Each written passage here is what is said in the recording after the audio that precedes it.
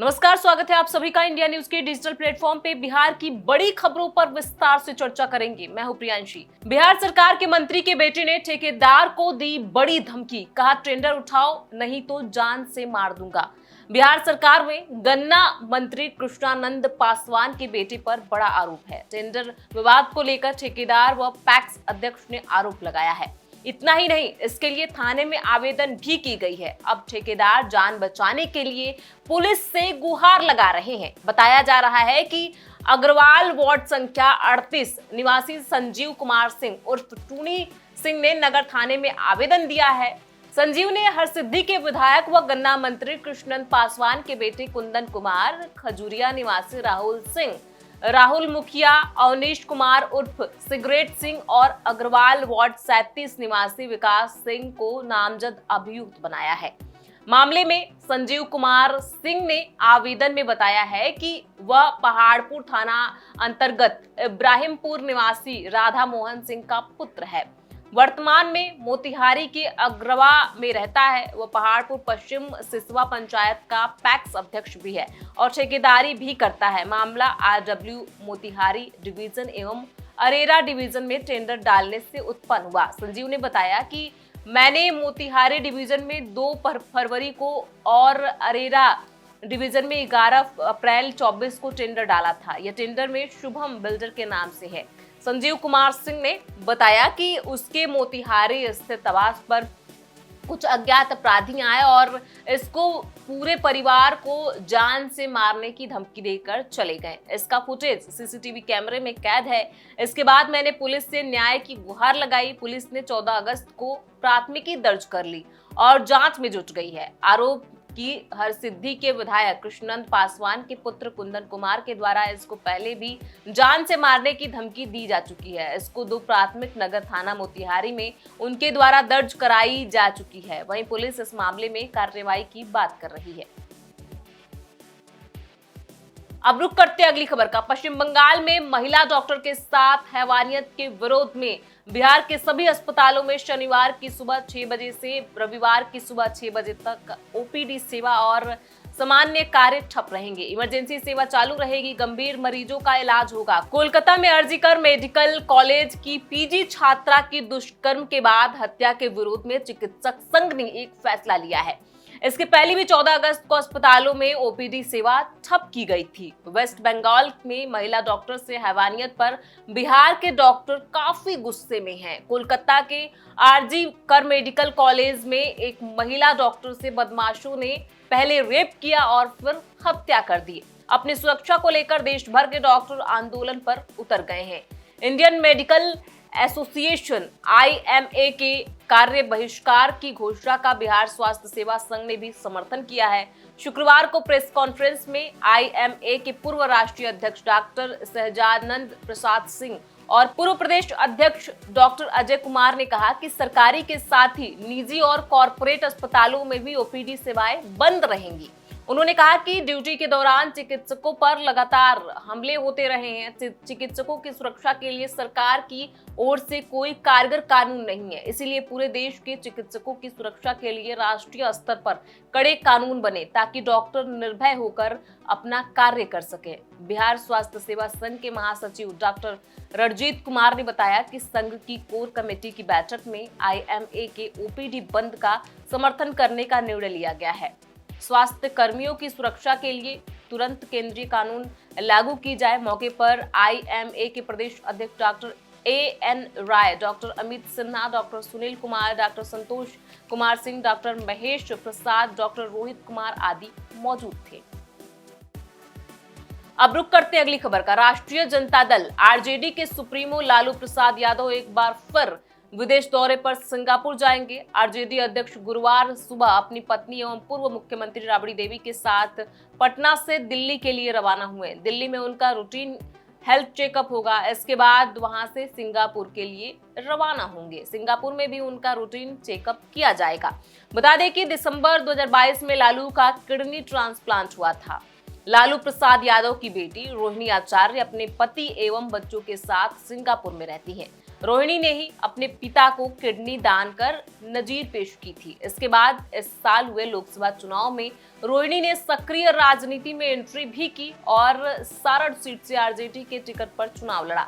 हालांकि राजीव प्रताप रूढ़ी से उन्हें हार का सामना करना पड़ा। चुनाव खत्म होने के बाद वे वापस सिंगापुर लौट गईं, लेकिन उन्होंने जल्द ही सारण आने की बात कही है। दिसंबर 2022 को आरजेडी सुप्रीमो लालू यादव की सिंगापुर के माउंट एलिजाबेथ अस्पताल में किडनी ट्रांसप्लांट हुआ था। यह सर्जरी सफल हुई थी।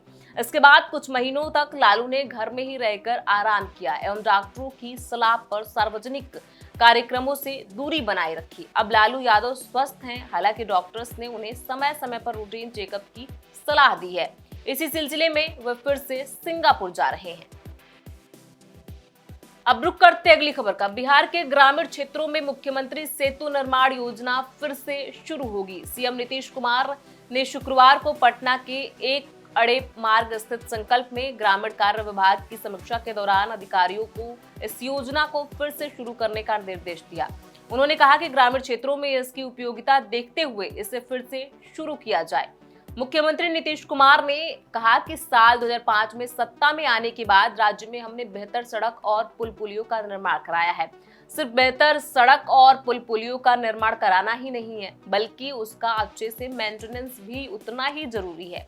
ग्रामीण पथों का बेहतर रखरखाव सुनिश्चित किया जाए। विभाग के अभियंता सड़कों के निर्माण और मेंटेनेंस के लिए जिम्मेदारी पूर्वक कार्य करेंगे तो बेहतर रोड बनेंगे और दुरुस्त भी रहेंगे। सीएम नीतीश ने कहा कि बेहतर सड़क होने से लोगों का आवागमन आसान होता है। सड़कों को बेहतर बनाने के लिए जो भी आवश्यकता होती है उसे पूरा किया जाएगा। बचे हुए टोलों के लिए भी संपर्क पथों का निर्माण कार्य जल्द पूरा हो ताकि उनकी संपर्कता सुलभ हो सके। ग्रामीण इलाकों में जिन पथों के नवीनीकरण एवं उन्नयनीकरण अपडेशन की आवश्यकता है उसका आकलन कर तेजी से काम करें। मुख्यमंत्री ने अधिकारियों को क्षतिग्रस्त पथों का पुनर्निर्माण भी तेजी से करने का निर्देश दिया है। उन्होंने कहा कि मुख्यमंत्री ग्रामीण टोला संपर्क योजना तथा अन्य निर्माणाधीन पथ का निर्माण कार्य तेजी से पूरा करें। ग्रामीण पथों पर पड़ने वाले आवश्यक छूटे हुए या क्षतिग्रस्त पुल के स्थान पर जहां नए पुल के निर्माण की आवश्यकता है उनका भी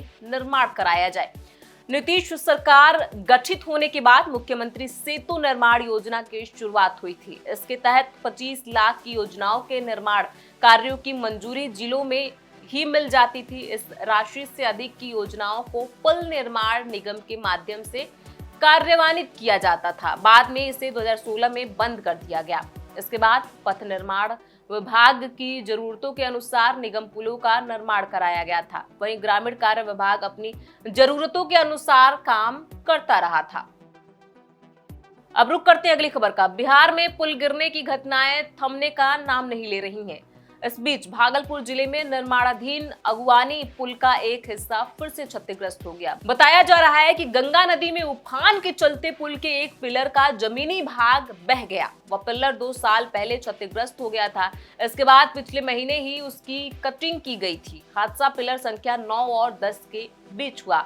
पटना में किसी प्रकार के जान माल का नुकसान नहीं हुआ है। बता दें कि यह पुल खगड़िया के अगुवानी और भागलपुर के सुल्तानगंज के बीच गंगा नदी पर बनाया जा रहा है। इसका निर्माण शुरू होने से अब तक 3 बार हादसे हो चुके हैं। बिहार राज्य पुल निर्माण निगम खगड़िया के वरीय परियोजना अभियंता शशि भूषण ने बताया कि स्टेंगिंग पिलर का जमीनी भाग जो होता है वह बह गया है। कोई पिलर नहीं टूटा है न बहा है, इसे तो हटाने की तैयारी ही थी। स्लैब के सेगमेंट के बिना स्ट्रक्चर बीते वर्ष ध्वस्त हुआ था। पिछले 1 माह से निर्माण कार्य बढ़ते जलस्तर के कारण बाधित था, लेकिन इस बीच लगातार गंगा नदी में जलस्तर ज्यादा बढ़ जाने के कारण स्टेंगिंग बह गया। बिहार राज्य पुल निर्माण निगम की ओर से बयान जारी कर कहा गया है कि संवेदक को पुल के सभी भाग को हटाने का निर्देश दिया गया है। जिस क्षतिग्रस्त भाग के शेष हिस्से को हटाया जा रहा था वो शनिवार को गंगा नदी के जलस्तर में वृद्धि के कारण तेज बहाव में बह गया। यह भाग पूर्व के क्षतिग्रस्त भाग का हिस्सा था जिसे हटाया ही जाना था। चूंकि पुल पर किसी तरह का कार्य नहीं कराया जा रहा था, इसलिए इस घटना में किसी प्रकार का कोई नुकसान नहीं हुआ है। आपको बता दें, पटना उच्च न्यायालय के आदेश पर संवेदक को अपने खर्च पर अब इस जगह नए सिरे से नई डिजाइन के अनुसार पुल का निर्माण कराना है।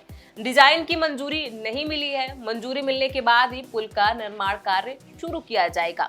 बता दें कि निर्माण काल में यह तीसरी बार है जब इस पुल के काम में बाधा आई है। पुल का कुछ हिस्सा पिछले साल भी गिर चुका है। इस पुल के निर्माण के लिए 4 जुलाई की तारीख तय की गई थी। अप्रोच रोड को ग्रीनफील्ड 4 लेन सड़क से जोड़ा जाना है। अगुवानी 4 लेन सेतु के अप्रोच रोड को 440 मीटर लंबा बनाया जाना है। इसमें 128.64 करोड़ की राशि खर्च की जानी है। इसी तरह 1716 करोड़ में अगुवानी 4 लेन सेतु का निर्माण 2016 में शुरू किया गया था। 9 बार निर्माण पूरा करने की तारीख तय हुई, लेकिन काम पूरा नहीं हुआ। पुल को 2024 के अंत तक पूरा कर लिया जाना था, लेकिन अब इस टारगेट को 2026 तक कर दिया गया है। बिहार की बड़ी खबरों पर विस्तार से चर्चा करते रहेंगे। इन खबरों पर आपकी क्या राय है, हमें कमेंट बॉक्स में लिख के जरूर बताएं। बहुत बहुत शुक्रिया।